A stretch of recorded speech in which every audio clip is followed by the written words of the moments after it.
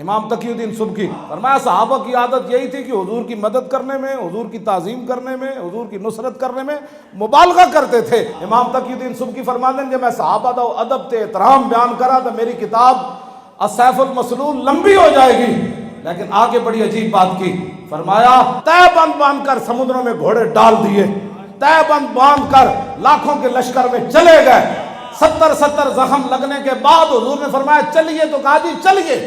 चारों रिश्ते चले गए तो खातून ने भी कहा कुल्लु मुसीबत बादा का जलल। ये सारे काम उन्होंने किए, लेकिन इसके बावजूद सहाबा भी हुजूर का हक अदा नहीं कर सके। फरमाया कायनात में फिर और कौन उम्मती है जो हुजूर का हक अदा कर सके? क्या सहाबा नहीं अदा कर सके थे असी हाथों से हाथ धर के बह जाइए? ना ना, फरमाया जितना भी कोई मोहब्बत का इजहार कर सकता है वो करके दिखाए कि मैं मोहम्मद अरबी का गुलाम हूं, मैं हुजूर के दीन को तख्त पर ला सकता हूं।